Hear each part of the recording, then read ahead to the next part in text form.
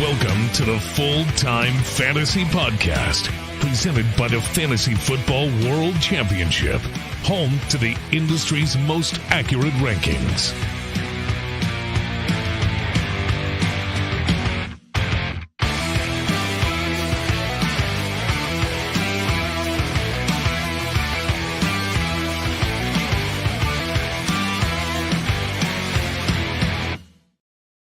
What is up, everybody? Welcome to the Full-Time Fantasy Podcast. I am your host, as usual, Adam Krautwurst here with Full-Time Fantasy. And with me again is my man, Glenn Snake Karant, here to talk ball with us tonight, talking about the Fantasy Football World Championships 11, not 10. The Fantasy World Championships 11. I'm excited. Lots of stuff to talk about. What is going on tonight, Snake? Sir Adam. It's been 3 months since you and I last sat here on this podcast, looking at each other in the same screen, having a conversation. It was July 21st. Oh. And so it's almost 3 months to the day. A lot has occurred since that time, a lot. And a lot is still yet to occur. But oftentimes, as they say, the best laid plans of mice and men oft to go awry. Eh? Agreed. Lots of stuff has changed. You were high on some guys. You were low on some guys. Same with me. And listen, I listen to you a lot too. You've come in second through 10th, every single spot you can finish except for first in these high stakes leagues at the FFWC. So yeah, over the course of almost 2.5 decades, it started. That's right. In like 2004. No, yep. 2 decades actually, exactly, for high stakes. Those are my credentials. I've never finished in first. I'm still looking to do that. That's right. Hunt it down, baby. Year, Adam. Maybe this year. Let's go. So yeah, let's talk about some guys that I was high on or whatever, and just some mistakes that we've made. I mean, listen, we can't talk about when it comes to stuff like this, injuries. You kind of got to throw that out. We'll get into injuries in a little bit here and waiver advice and stuff like that. But it's hard to if you draft a guy, Nick Chubb, and he gets hurt. Well, you can't say you were wrong, or J.K. Dobbins. You can't say you were wrong. In fact, I drafted a ton of J.K. Dobbins, and I say I was right. He was about to smash. He was having a great first half. You looked great for 3 quarters. Yeah, I was with you. You looked great for 3 quarters. And I drafted a lot of him as well. I was right with you. Yeah. I was on board with Dobbins, Big Mike Williams, Deontay Johnson. Oh, but anyway, those are injuries. We'll get to that later. I know. So a guy that is a little banged up now, but he's been disappointing for me, and a guy that I was really high on is Jahmyr Gibbs. He's a guy for Detroit where I thought that they spending that high first round capital on a running back, having him be as talented as he is, I thought he would be a little bit more than a complimentary back to David Montgomery. Last year, I felt like they wanted to get Swift more involved in Detroit, and they just didn't because he wasn't that good. That's what we kept hearing. He's not that good. He's not reading the holes, all that type of stuff. Okay, well, they're going to bring in Gibbs, spend a top 15 pick on him, and he's good. So maybe they clearly want that type of back there. That's what they want. They drafted it, and they don't. They want to fake it to him. They want to throw him a couple of swing passes a game. Maybe. I mean, the game that he got all to himself, they threw him one ball. He had 17 carries smashing into the line of scrimmage. He got one. Yeah. He got one target. What they want is David Montgomery to carry the ball 30 times. That's what they want. So Dan Campbell actually had. It's funny you mentioned that. I don't know if you saw Dan Campbell's press conference just a few hours ago. Yes. And he basically, restated what you just stated yourself. And it's almost like Gibbs is being used as a decoy for guys. I mean, which is absurd. It's actually absurdly surreal. And when they do run him, as you stated, they run him in between the tackles a la Montgomery. He's not a power runner. You got to get him out in space on gap runs, and create space for him. The guy's electric. He's fast. He's a great football player. And I, like you and many other drafters who are watching and listening, I'm certain, passed on the first 2 rounds. It depended on when you drafted, but we passed the first 2 rounds, maybe take 2 stud wideouts if we went that way. Got Gibbs in the 3rd early, if it was the first four draft slots, as our RB1, expecting, he doesn't even if he had 40% of the carries and they use him correctly, he's explosive enough to give you RB1 top 12 production. But I'm just as confounded as you are. I concur wholeheartedly. What is going on with him? That's Dan Campbell's mindset, I guess. That's how he wants to use Jahmyr Gibbs, the guy who he traded up for. Yeah. 6, 7 spots in the first round. I know. I'm shaking my head. I don't get it. And the thing about it is too, Snake, is that they don't, and this is going to sound weird to people, but they don't want him. Look, they've got all these weapons, right? What does Dan Campbell want to do? He wants to beat you to death with David Montgomery, the short passing game with Amon-Ra. He wants to get their rookie tight end, who's the number one tight end right now in fantasy. They want to get him involved. They don't want Jameson Williams to succeed. If Jameson Williams and Jahmyr Gibbs are succeeding, that means they're probably losing. That means they have to throw the ball deep. That means they have to throw the ball a lot, and they don't want to do that. So they want those guys to be gadget guys, and they want those guys. They want Jameson Williams to run gassers down the sidelines and open things up for everybody else. They want to fake it. They're running these exotic. Glenn, the last game Gibbs was healthy, where Montgomery had 30 freaking carries. 34. They were running these exotic pass plays for David Montgomery. Yeah. Where he'd start on one side of the formation, they'd fake it to Gibbs. Montgomery would come behind. They'd give it, run those to Gibbs. Stop faking them. Stop faking it. So they don't want Gibbs to be great, not this year. They love, like you said, you watched the interview with Campbell today. He loves Montgomery. He wants to give him the ball 30 times a game. But you know what?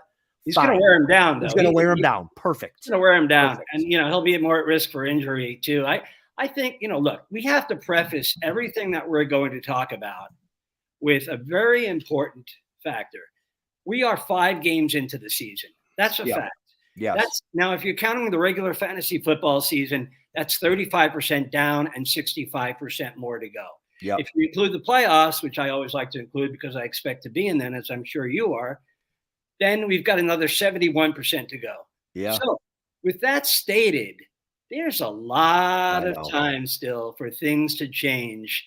And they do. In the NFL, on a weekly basis, they change at the snap of a second, in a mere millisecond. It never ceases to amaze me.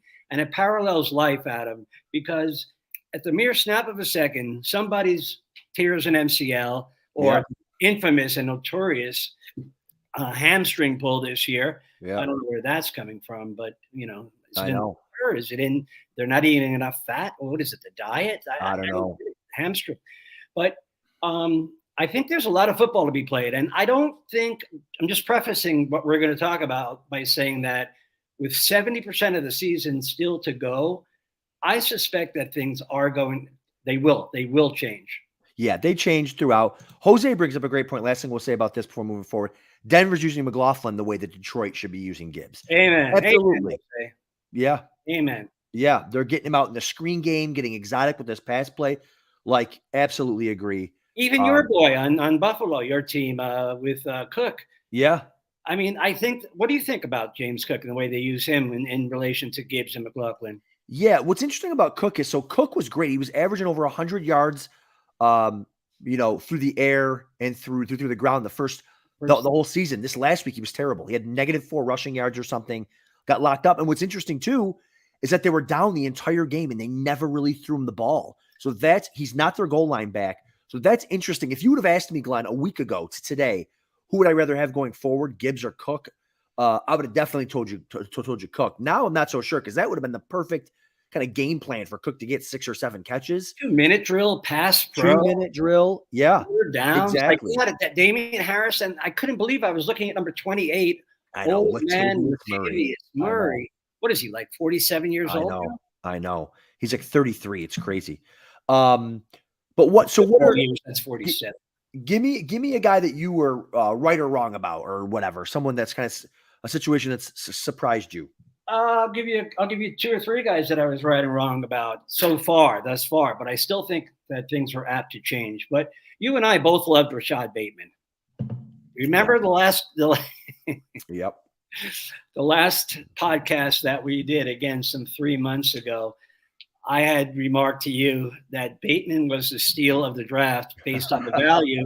It was going in the early 9th round. He even went in the 10th round in some drafts. And what I saw when he played in Minnesota, the guy's a stud. His measurables are off the charts. He's just a great wide receiver. And I have to wonder fairly how healthy he really is. Yeah. I really do.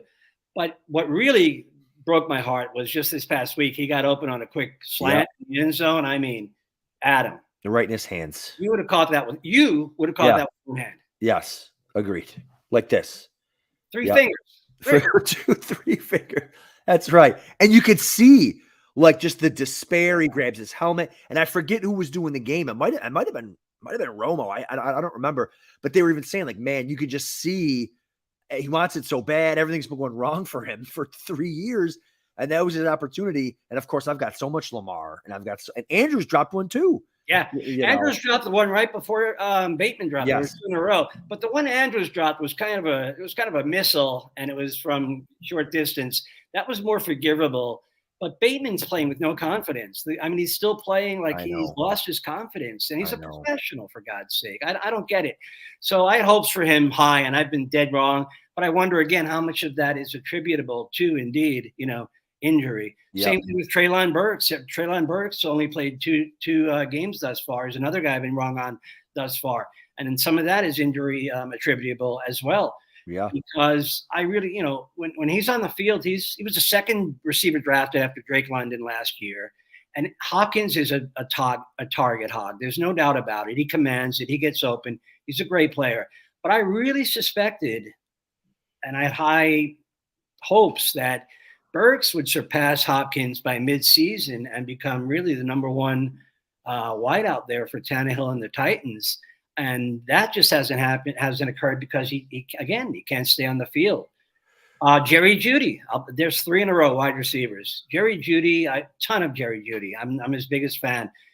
He finally showed last year, Adam, in the second half of the season what he had. That he had it. He had it what it takes to succeed in the NFL as a wide receiver, an alpha, number 1 wide receiver. And again, he's been injured.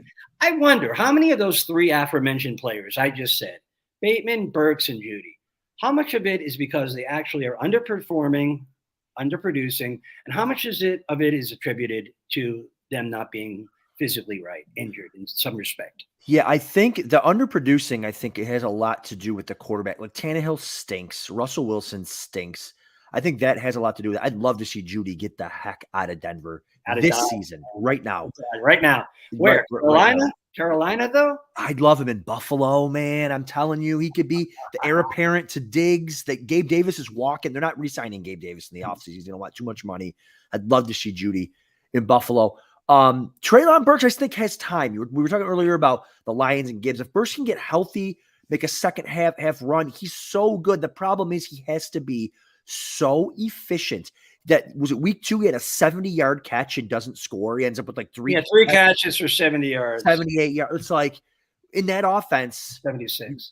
You have to be super efficient. That's what AJ Brown was fine, but he had to be ultra efficient. Now he goes to Philly UC. He goes to Philly, big, strong, physical, fast, and he's averaging 22 fantasy points a game. So and makes the most of his touches. And exactly. And Jeudy and Burks, Yep. They're not quite the same. They're not the same alpha that AJ Brown is. Correct. But if you really think that there's a potential for Jeudy to go to Buffalo? No, I mean I haven't heard that at all. It's California dreaming. It's California. In the offseason, we had talked about a lot when he was on the block and it made sense financially and draft picks and all that. I don't know how it works now in season. The Bills haven't had any injuries on offense, really. Their defense is getting decimated. So we'll see there. But yeah, we do have a question on here. Glenn, which Vikings player benefits from the loss of Justin Jefferson should N'Keal Harry be picked up off waivers? How far does Cousins slip without his top target? So I'll start there. I'll start with Cousins and I'll let you answer the other. N'Keal Harry, I wouldn't pick him off. I pick him off waivers. He stinks. But I'll start with Cousins here. Cousins is in big trouble. I mean, they're still going to throw the ball a ton, but Justin Jefferson is on track to be the greatest wide receiver statistically like we've ever seen. Like He's averaging 10 more yards a game than any other receiver through his first 3 seasons ever. So like Justin Jefferson is a all-time great player. To lose that, I mean, Osborne's okay. Addison, I think, gets the most out of this. He's not an alpha type guy. He's going to be matched up against opposing corners number ones. I think he's going to be overmatched. I think Osborne. Go ahead. Yeah, I was just going to say Addison's not an alpha, but I think if he gets 12 targets a game, I think he'll be like a wide receiver 2-3, low end wide receiver 2-3 if he gets 12 targets a game. That's 12 targets. He can be a solid wide receiver too. That's a lot of targets. Yeah. So, but I agree with you. He's not an alpha receiver yet. He's more of a slot guy. But I mean, what do you think? He's a rookie. He's small in stature. I know. I mean, I think he's going to be overmatched. I think I agree with you. I concur again that Cousins is in trouble, and I think he should get out of Dodge as well, just like Judy and the aforementioned players. I think that KJ Osborne is a jag. He is. Yeah. If he can get peppered as opposed to Addison with double-digit targets on a game basis, I think he has a shot to surprise. He's like Josh Palmer. The Josh Palmer, the Chargers, kind of like the same scenario. Not quite as high-powered and charged as the Chargers, but I think, and Osborne, I don't know if he's available as waiver wire pickup or not, but if he was, I would have him as the top number one. We're not going there right now, but I would have him as a number one wire pickup out of anybody at any position, except maybe Jeff Wilson this coming week. I think the Vikings are in trouble. I think they should reload, try to get Khalib and trade Cousins to the Jets. The Cousins to Jets is interesting. I've heard that. I know Scott's in the chat. We'll hear what Scott maybe wants to post something, but you'd love that. I would love that. But Cousins, I don't know. They don't want to piss off Rodgers. I mean, it makes sense. Cousins to the Jets.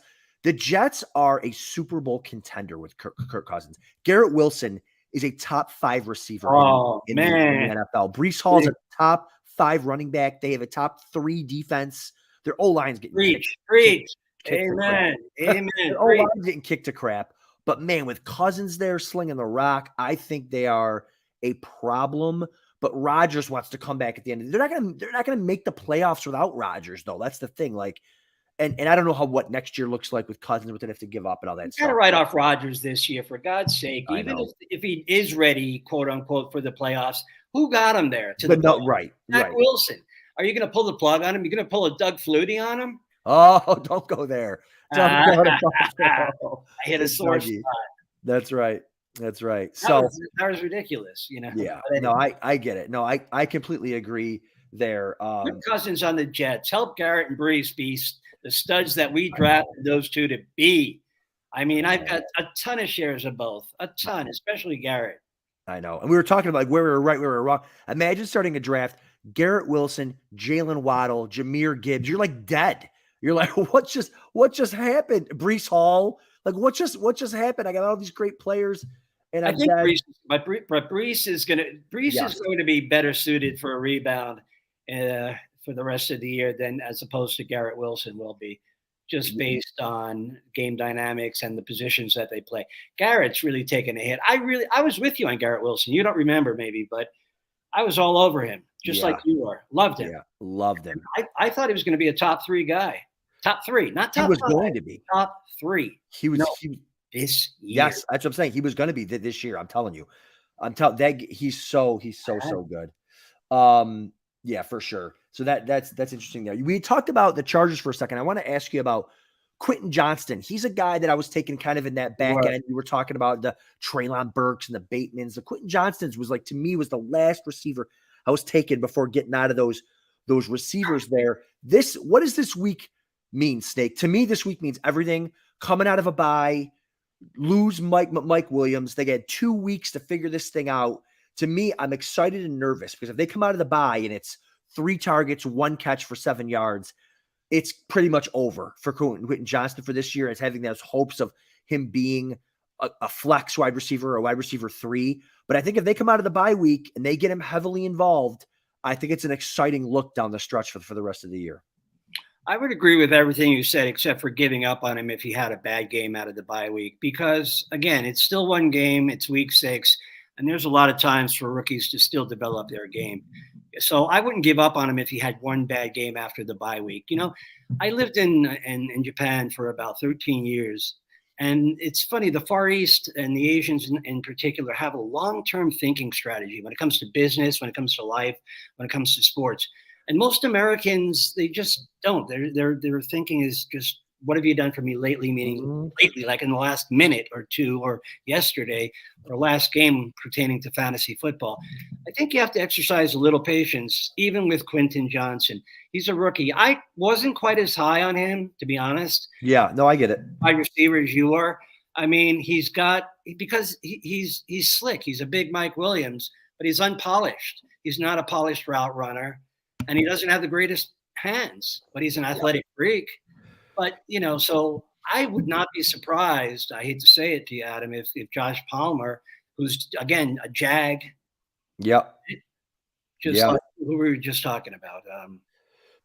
KJ Osborne. KJ Osborne. Yep. Yeah. Sorry. I wouldn't be surprised if Josh Palmer actually outproduced Quentin for the next third. Again, the last third, Quentin should be in a spot. He should be ready. But I don't know if he's ready to take it on just yet. I don't feel confident. Yeah, I guess that's a good way of putting it. Their schedule, they have actually the toughest strength of schedule rest of way. They have like one good matchup rest of the year, which is Detroit in 4 or 5 weeks here. They get the Bills secondary, the Dallas secondary coming up here, even this week. So that's going to be a tough one. Dallas is going to be pissed coming off that beatdown. But I just want to see them use Quentin Johnston he's a run after catch guy. I just wanted to see them use him the way his strength. He's not a deep downfield guy. Like you said, his hands aren't great. His ball adjustment isn't great. He's I agree. Run after catch guy. Separation on slants. Get the ball in his hand. Get the ball in his hands for sure. But they haven't really designed plays for him that way as of yet. They haven't done it. You talk about drafting guys. I don't know if we should go into the injury conversation yet, but it's been a brutal, unforgiving landscape. Not landscape, wilderness out there in fantasy football land. And I know, like you, that there are a lot of shares drafted of, for me anyway, Garrett Wilson, Deontay Johnson, Mike Williams. Who else? Those Deontay Johnson, Mike Williams, and there's a guy I'm missing. Who is it? He's a top guy. I mean, a lot of them. I mean, are you talking? Yeah. You're just talking receivers or receivers. That really hurt me. J.K. I'm sorry. It was J.K. Dobbins, Mike Williams, and Deontay Johnson. And I'm sitting there in the beginning of the season, and I'm like, I'm ready to roll. Snake squads are ready to go. I love J.K. Dobbins, Mike Williams this year. I just thought he'd have a career year. And also, I'm losing my – who did I just say? Yeah, a couple good receiver. Deontay Johnson, I know you had in there. Deontay's coming back next week. Yeah. But the thing about the injuries, I mean, listen, Steak, we're talking Saquon Barkley, Mike Evans, JT, Cooper Kupp, Jefferson, Amon-Ra, Eckler, Chubb, Rodgers, Kelsey, Higgins, Gibbs, Deontay, Aaron Jones. I counted 25 players that really matter. Achane now, James Conner, Anthony Richardson. Just all the Javonte Williams, Mike Williams, Dobbins, Watson, Aaron Jones. Even Braylon Burks and Rashad Bateman. It's injuries. I just need to know what's going on. Is it the turf? Is it their bodies? Is it what they're putting into their bodies? They don't test for marijuana anymore. Is it guys getting high before the game and they can't fall? Like what is it? Because it's not. Growing up, it wasn't like this 5 years ago. It wasn't like this. It really wasn't. It's gotten progressively worse year after year after year. And this year, as you just rolled off the names of studs, first-line studs, it's been utter decimation. You know what I think it is? I think it's a combination of guys getting bigger and faster, the natural evolution of the human being, guys smoking marijuana, guys eating food with chemicals and preservatives because people are just bigger these days. I also think it's steroids, whatever other shit they're putting in their veins by way of needle. But whatever it is, I think football is evolving. I think football, if it continues on this path, Adam, it might be a game played with instead of helmets and uniforms and knee pads, it might be actually played in chiseled armor. But Snake, we're not talking about like, okay, Matt Milano for the Bills. When he broke his leg towards ACL, he was caught up in a pile. Saquon Barkley was caught up in a pile. We're talking Trey White is jogging down the field as Achilles explodes. We're talking Travis Kelce just goes to turn upfield. Yeah, non-contact injuries. Non-contact. Friday practices. Jahmyr Gibbs, 22-year-old, prime of his life, Friday practice, hamstring. Like what? It's the players' bargain agreement, and then the fact that they don't even they don't even practice. They don't even hit. They're trying to avoid injury, but what's happened is the opposite, right? It's been like a total manifestation of injuries, and that's the thing they were trying to avoid when they signed the agreement to not practice in pads until Thursday and Friday. And they practice like it's girls' practice. It's girls' flag football. It's not men's flag football. It's girls' flag football. Yeah, it's just becoming too much for guys like us. Like when they get on the field, they get creamed by guys that are looking to headhunt. These massive people that are 6'4", 257, and their linebackers running 4.4s, and they're hitting you head on straight, and you haven't been hit until before last year. I get it. No, it's a thing that we're gonna be discussing and again, the problem is, Snake, like I've got between 50 and 100K invested in fantasy football, and I can't to have, you lose a guy in a 5K, you lose 3 or just grind waivers. Like, listen, grind waivers. Who am I getting to replace Justin Jefferson? Come on, grind waivers. Like it's we play against the best players in the world, Snake. I'm going to go out there. This isn't some home league. No, you know what I mean? Not cutting it. No. I can't waivers doesn't cut it. Yeah, I can't go pick up a guy to replace Justin Jefferson. Like, stop it. And I think the other thing too is that last thing I'll say about the injuries, and then we can move on, is it's great to have this 4-week IR because it was great for the COVID stuff and it was great for whatever. Like you don't have to put a guy out for the season, but these teams are so liberal with it now. Like, oh, he's going to miss 2 weeks, put him out for 4. He might miss 3 weeks, put him out for 4. So now we're stuck like Justin Jefferson, but he might be back in a week, a hamstring twinge, put him out for 4. Like, so it's like Devon Achane. Like, it's not like, a little injury, 2 week, put him out for 4. So that's what's killing us too, is these 4-week IR stints. Utter and sheer decimation. Yeah. It's crazy. It really is. I mean, we can talk about it being a loser's lament or a pity party. Yeah. And because everybody's going through it. Some people are just luckier because they have players that are injured less than others. I mean, I had 50% exposure to Mike Williams and J.K. Dobbins and Deontay Johnson. In my main big leagues. Yeah. 50%. Yeah. Well, that's a second, third, and fourth round pick. Yeah. Like it's like it's hard to recover. Players. It's just hard to overcome. It's hard to overcome. It just is. Now here's the thing. On those teams as well, I have 50% of Devon, Achane and Anthony Richardson. So I'm thinking, you know what? I'm still sitting all right. I can hang. I can weather this storm. Nope. Of injuries. And then what happens on Tuesday? Truly a tragic Tuesday, right? Tragic Tuesday. Yeah, no, I completely get it. We could do this pity party all night. We have a question from Daniel. In redraft, which 2 wide receivers would you want on your bench? JSN, Quentin Johnston, Jameson Williams, Marvin Mims. I'll go first here. The 2 guys on my bench and I'll leave this up so we can do it. Would be JSN and probably right now today Quentin Johnston, because I'm excited to see him come out of this bye and hold him. JSN is interesting. The problem that I think, so Seattle's another one, right? Coming out of the bye week, rookie. The problem with them is their O-line has been so injured that they haven't been able to get him on the field or running tight ends to help block, and he hasn't been able to get to get loose at all. And so I think his snap rate's going to go up. His targets are going to go up. It's not like he's been like really bad. It's just his ADOT has been so low.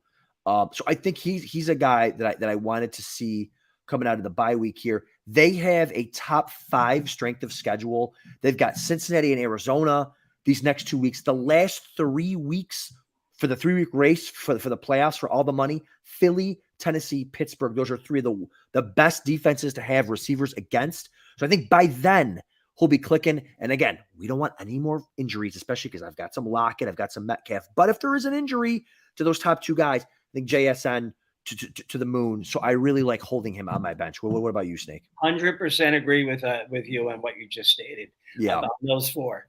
JSN reminds me a little bit of last year, but he hasn't had the production early of Garrett Wilson. Garrett Wilson was a third receiver for the Jets. He was the most talented, arguably. I mean, he came out and he had a great season. I'm not saying JSN is going to duplicate what Garrett Wilson did in 2022 by any stretch of the imagination. But JSN's arguably the most talented wide receiver coming out of college last year. Yes. And I have JSN and I have high hopes for him. I think he's going to turn things around. I do agree the offensive line has been hurt. And there also is ADOT's low because they don't throw him a pass over 3 freaking yards. Right. They did it in preseason. They put him on some, some go routes. They what's going on? They haven't had time. Like I said, Snake, the O-line's been but the O-line, these tackles aren't out for the year. They're coming back. They're good tackles. I think they'll get going. And their rushing schedule on the flip side, their running back schedule is really, really hard. So I think they're going to kind of transition a little bit to that pass game. And speaking of running schedule in the back, let's talk some backfields here quick. Colts backfield. What are you doing with it right now? Obviously, you're excited if you've got Jonathan Taylor, Zach Moss. So Zach Moss is interesting. He was in Buffalo for a couple of years. He wasn't good. It's not even like he wasn't producing. He was a backup. He just wasn't good. Goes to Indy, is doing really, really well. To me, that's a good sign for Jonathan Taylor. They go and they re-sign him. They bring him in. The franchise is excited about their new young quarterback who's now hurt, which could be another advantage for Jonathan Taylor, getting some of the goal line work. They're ramping him up in practice this week. I don't think he gets some massive role soon, but I think this, was it 23 carries for Moss and 4 for him last week. I think that'll eventually flip. And the good news is the fact that Moss is lighting it up. Jonathan Taylor is 10 times the back that Zach Moss is. So I think it'll eventually, maybe it's a 50-50 split this week, and the following week, maybe it's, 60-40. So I think I'm getting Jonathan Taylor into my lineup this week pretty comfortably. I forget who they play this week. I got to look here. Colts? Jacksonville. Yeah. The Colts play Jacksonville, who just shut down, the Bills running game, but the Bills don't really have a running game. So that's my take on Jonathan Taylor. I think the success that Moss has had should excite you about what Jonathan Taylor is going to do. Well, what you just stated is the conventional wisdom. I mean, that seems to be what most experts and analysts are in agreement with. If you adhere to conspiracy theories, you would think that Robert Irsay wants to prove a point, although he just, broke the bank for him, essentially. Right. But it's like, look, I'll give Jonathan as much as I give Zach, and let's see who does better with it. Right. Now, if it just so happens to be Jonathan, which is conventional wisdom, he's going to take off and run because he's a stud. He's arguably a top 3 back in the entire NFL.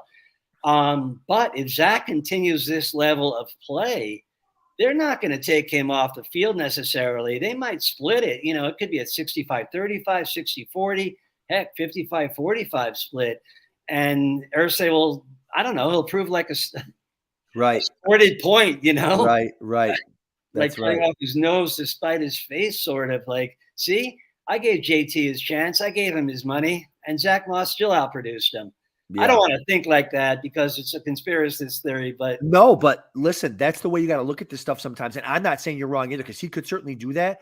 I think with 60%, if JT can get 60% of that backfield, people say like he doesn't catch. JT's like first or second year, even in college, he caught the ball very well. He's not dropping passes out there. He can catch the ball too. He can do it all around great back. These next 3 weeks, 2 years ago, for God's sake. Yes. These next 3 weeks are tough. Jacksonville, Cleveland, New Orleans, very tough run defenses. But if they can get him ramped up, the week after that's Carolina, which is exactly who you want to run again. I know it's way down the road, but by then the game, the schedule gets much, much easier, and JT could really smash after that. So that's kind of the way. If you got Zach Moss, you got to run him out. Especially with the current dearth of running backs. I mean, running backs, talk about injuries. Everyone's getting injured and going down, but running backs are going down faster than street hose on Charlie Sheen, for God's sake. It's crazy. It's not right. Never. I have a rule of thumb, Snake. I never, ever, and I say this, joking. I never, ever drop a running back ever. I never do, because what? Amari DiMercato, who's that guy? Right? Like who? ED. Now he's now everybody wants him. Now everybody, because you're an injury away. Deontay Foreman, right? We all know who that is, but he was RB3 5 days ago. Now he's starting this week probably. Like, never drop a running back ever if he's on an NFL roster. I mean, even Leonard Fournette, people are still holding. Like, you could probably drop him because if he hasn't found a job yet, I don't know what that could be cooked, but what he's waiting for. But never drop a running back ever. But speaking of more backfields here, let's talk about the Cardinals backfield. And some waivers. You don't have to get into details. Waivers are tonight. What are your thoughts on this Cardinals backfield? My thoughts are that Ingram is a 6th round draft pick out of USC. I mean, that's not high draft capital. My thoughts are that ED is an undrafted free agent. And they're both 6'1", and Ingram's got him by about 21 pounds. Ingram's almost built like Connor. And they're playing on arguably, they're a good team. They've been competitive and they're well coached, but they're not a good football team. I would not break the bank for either running back. I know that everybody gets all hot and bothered every time there's an opportunity for a running back to take over a backfield, but let's temper our enthusiasm just a wee bit. And remember, it's the Cardinals, it's a rookie, it's an undrafted free agent. Even Ingram is by the way, Ingram's listed as number 1 on the depth chart, which doesn't mean anything. I thought just looking at it on film, ED looked like he had more juice flowing than Ingram did. No pun intended on that. So I like when people break the bank on that. Justice Hill in week 1, I mean, folks broke the bank. They were doing 30-40% of their fab loot. And would you do that? I didn't fall for that. So I had Dobbins. I should have done it. In conventional wisdom should have stated I should have done it, but no. And Justice Hill is he's just another guy. He's a jag. And he's in a part-time situation with Gus Edwards, who they trust. He's a stalwart there in Baltimore. Yeah.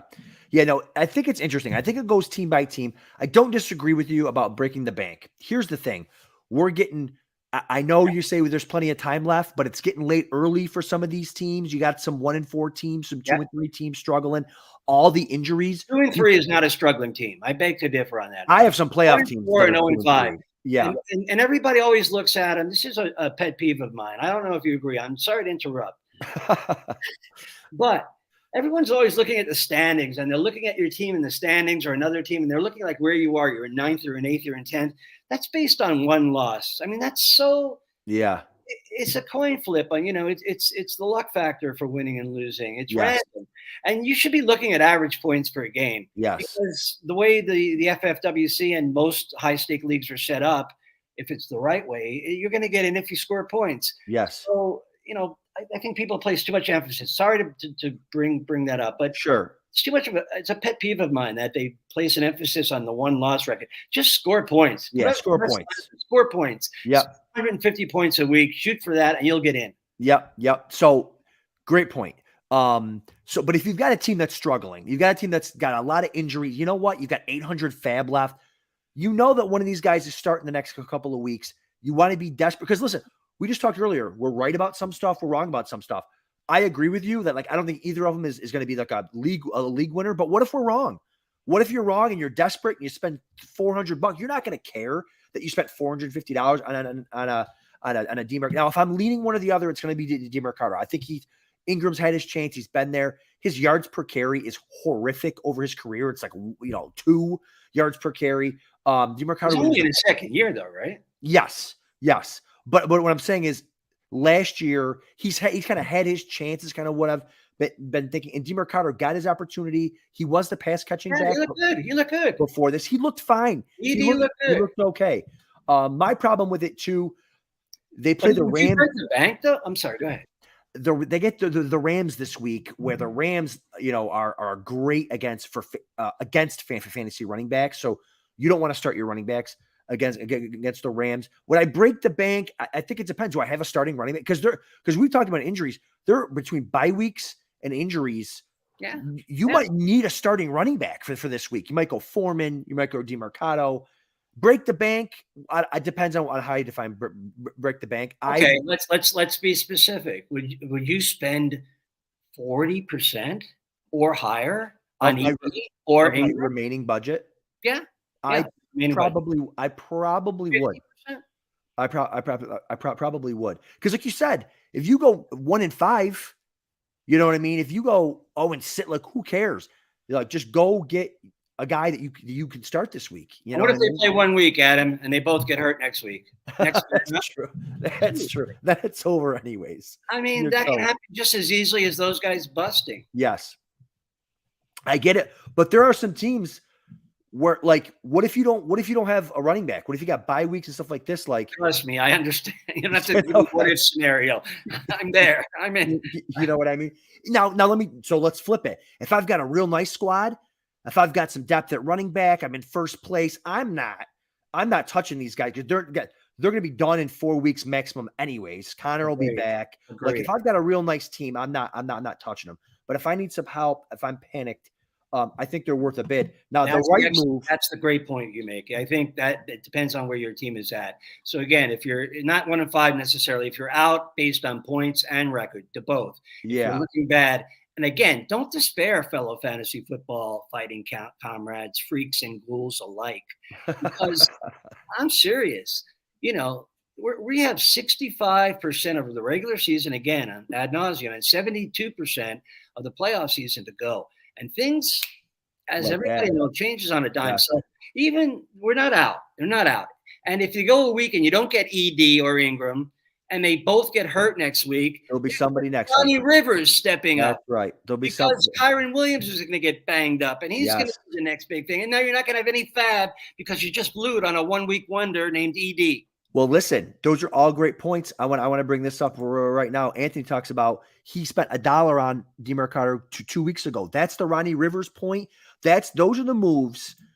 He says the premium FFWC subscription paying off. Absolutely.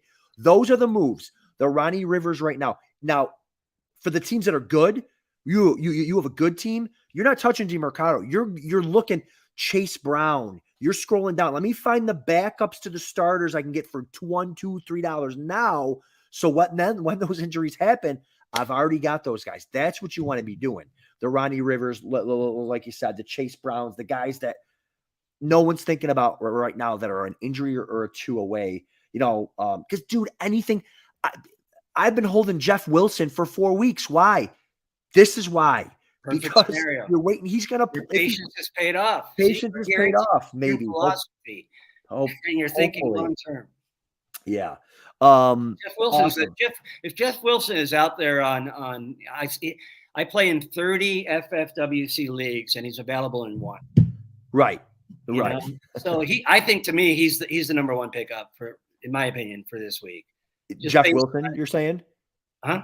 Jeff Wilson, you said? Yes. Yes. No, I completely agree. And here's another little slide under the radar. In case Wilson isn't ready for this week, Ahmed's available in all the leagues. Because here's the dude, they're playing. Miami is the sweetest matchup this week for running backs. Who is it? I got it somewhere here. Come on.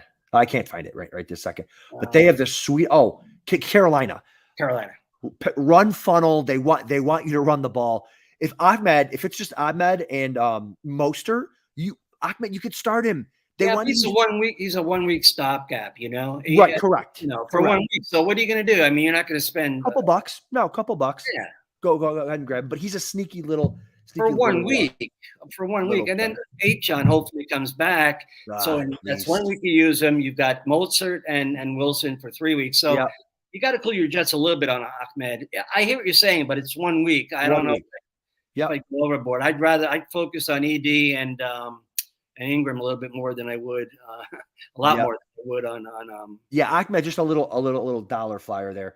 Let's talk about another backfield here. The Broncos backfield, man. What are you doing with them? Javonte Williams is healthy this week. They got the Chiefs short rest. They got 3 backs there. The best back in the backfield to me is McLaughlin. He looks the part, scored again. He looks really electric, but now with 3 backs, man, what do you do here? I have 0 shares of Perrine. I remember in the Super Bowl when the Bengals ran him on that 4th down. Yes. He was arm tackled by Aaron Donald. That was the last play they ran. They had a chance to win that game. It was like a subpar effort on that one play. If somebody really wanted a first down in the Super Bowl to keep a drive going, to win the Super Bowl, that guy pissed me off to no end. After that play a couple of years ago, I never forgave him, and I never drafted him because I question his effort. I think he stinks. He's running like he's in quicksand. So anyway, Karant is not a factor in the equation, in my opinion. He's just not a dynamic running back. Yep. So I think McLaughlin is going to get his shares, whether it's 40% or 35 or 50, whatever the number is, along with Javonte. And I think as the season goes along, barring injury, asterisk disclaimer, barring any further injury to Javonte, he should get stronger. Then he should get stronger as he recovers, just like Breece Hall. And he should get better. But I like McLaughlin. He looks electric. He looks real good on film. He busts out. He looks like a real football player. And I think they need him. The problem is, what do we do with him right now? They need his explosiveness. They need a guy like him against the Chiefs. But I just don't feel comfortable. I don't know, man. It would depend because I got him in a couple spots. Depends on what's your choice. What's the options? It's always the other options. I don't even have anything in front of me. It always boils down to what the other options. That's right. That's right. I would feel comfortable playing him at a guys like Gus Edwards. Yeah, I was just gonna say, Baltimore. Are you starting him over Gus Edwards there? I would absolutely. Are you starting him over Deonta Foreman? I would absolutely. Are you starting him playability and pass catching? Are you starting him over Miles Sanders? Again, 0 shares of Miles Sanders. He wasn't my guy. It looks like he doesn't look good. There's something not right with him. I hope they sit him because I got a bunch of Chuba Hubbard. I'm not going to lie. Agreed. I agree with that. So I'm a little bit biased. But even Chuba, he's just another back, really. Correct. Miles Sanders has more talent than him, but he doesn't look right, Miles Sanders. He's also playing hurt. I think a few of these guys are playing hurt, and they're just they're not playing their best. McLaughlin, here's one. McLaughlin or Ramondre Stevenson? Oh, you hit a sore point, Adam. Talk to me about Ramondre. Talk to me. Let's do one more here. Let's do the backfield of the Patriots. You hit a sore point. My God, man, he's my dude. I love Rose Steve. He runs with power and elusiveness and quick cutting, and he's the whole package. His first 2 years in the league, he looks like a different player. I know that he's a manifestation of that team in general, who looks like they belong in the 20th century. They're fossilized, antiquated. I think it starts from the top down with Kraft and Belichick. It's time for a change. I feel sorry for Mac Jones because I really think Mac Jones has talent as a quarterback, but he has 0 weapons at wide receiver. 0. Their number 1 wide receiver, Juju, Bourne, Thornton, they're 3s on all other teams. 3s. They don't even have a bona fide 2. The guy's playing with nobody. And so teams are keying on Ramondre. They're stuffing the box. Having stated that, though, man, oh man, am I disappointed. He could be my number 1 disappointment year to date, Ramondre. I'm not giving up on him. I invested too much capital, and I still think he's a great talent. So, but he's really hurt me. He doesn't look the same. Does he look the same to you when he runs or what? So that's a great point. Average yards after contact is down. His average yards after contact is down to 2 yards. His missed tackle percentage is down 6%. His rushing grade is down 10%. He doesn't look the same. I think you said it perfectly, Snake. He is a manifestation of the New England Patriots, just like the opposite. Everything. Why we're excited about Jeff Wilson. Jeff Wilson's not a great running back, but he's on the Dolphins. Manifestation of the system. Manifestation of the Dolphins. And you can say that about McLaughlin too, for the positive side. Yes. As opposed to Gus Edwards. That's right. They're a manifestation of the team that they're on. New England brings everything down. Miami brings everything up. And I think that's exactly right. And Ramondre might have mentally checked out too. He's like, this place stinks. I hate Bill Belichick, listen, you want to get it? Bill Belichick's a fraud. I've been saying it's been Tom Brady from the beginning. The guy cheats at the highest level, and he's got a losing record, and it gets worse and worse every day without the greatest quarterback that ever. That's big news, though. Calling Bill Belichick is big news. Absolute fraud. I could write a book. The lips of a biased Buffalo Bills fan. I could write a book. Seriously. I could write a book. I mean, listen. Tom Brady, the guy has a losing record before he met Tom Brady and after he met Tom Brady, and he cheated at the highest level. What's the worst thing you can do as a coach? Videotape someone else's practices. Like, the game evolves. The game evolves. It looks like it's passed him by the last couple of years.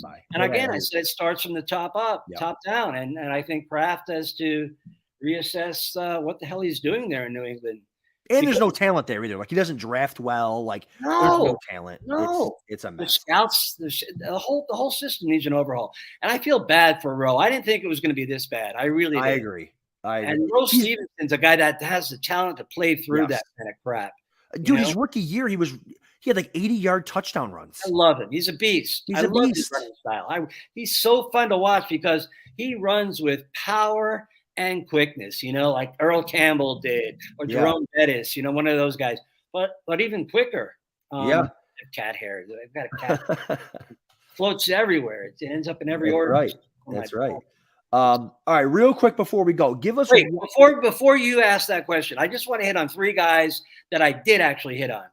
Okay, perfect. Talk to me. Just to get it out there, because I have to feel good about something. But I have teams in first place, second place, fifth, and last, just like everybody else is watching, I'm sure. And I'm telling you, I can't state it enough. Do not give up after 5 weeks. A lot is going. We'll never do it. Not may change, not can change. It shall/will change in the rest of the 9 weeks of the regular season. I did select Michael Pittman, Hollywood Brown, and Nico Collins. Yes. I drafted a lot of those three, and they were going for insane value. They were going for wide receiver late 3 or 4.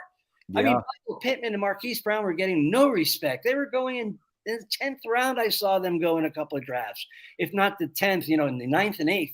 And they were going at wide receiver 3, 4. And I was just looking and saying, those people that are getting those owners that are getting Pittman, Marquise, and Nico to a lesser extent, they're going to be in good shape. Yes. No, I don't even necessarily think it's Nico to a lesser extent. Nico might be my favorite out of those three. I think the thing about those guys was the quarterback situations. What was everyone was so down on Marquise Brown. Dobbs, who'd have thought? Dobbs wasn't even there. He wasn't even supposed to be the guy. He looks like he's a cheap man version of Geno Smith last year. That's exactly right. It's exactly right. And so Marquise Brown has been fine. Richardson. I'm calling him alone, though. Marquise Brown would have been good. For God's sake, I don't know why people are passing on him. He was getting no respect. And Michael Pittman, too. Oh, there's a rookie running quarterback in town. Pittman's he's a possession receiver. He runs good routes. He gets separation. He's not a stud. He's not going to bring it to the house on an 87-yard run after the catch. But I love Michael Pittman. I think he's steady. Yeah. And Marquise Brown, volume. And Nico, you're right. Nico does belong to be in the conversation. Nico's a stud. Yeah, Nico's a stud. He's 6'4" or what? No, doesn't he look the part? Just sleek and long, and he just looks like an alpha outside guy for sure. Okay, give us. I know we talked a little bit about waivers and guys you wouldn't blow the bank on, all that type of stuff. Do you have any particular player this week that's kind of your guy that you're looking for when you're scrolling through to make your ads and drops? No, I think we lost him. I think he froze out on me here. Are you there, Snake? Nope, gone. All right. Well, let me give you a guy that everyone that I have been looking to get and poo-pooed earlier, but Ahmed is the guy that I'm looking for 1 week. If we don't get Jeff Wilson back this week, Ahmed's been there for a couple of years. He knows the offense, and so I think that he would be the guy that I would certainly push for that. To get Ahmed going. They have a great schedule there for him. And so this week would offensive line going against Carolina, I think would definitely be the way to do that. And so moving forward with him, you can get it for $2 or $3 on waivers. He's the guy I'm looking for. Also, if you can find the Cleveland Browns defense on waivers, that would be a team that I would also be looking to add. They don't have a great matchup this week, but they've been sensational. They're coming off a bye, so a lot of people dropped. They have the Niners this week, but they're a really, really good defense coming off a bye. I wouldn't start them, but they get Indy, they get Seattle, they get Arizona. Down the stretch, they get the Jets, they get Houston, they get Chicago their last 3 weeks. Pick up that defense, hold that defense, because that's the way that you're going to want to go with that, for sure. They're one that you can stash, and they're available on a lot of waivers, like I said, because they were on a bye last week. But anyways, everyone, thank you so much for joining the show. Sorry we lost Snake there at the end. Thank you so much for joining me, Glenn. We'll have him on again. This was a really fun time. Thanks everyone for joining, and we will see you next week.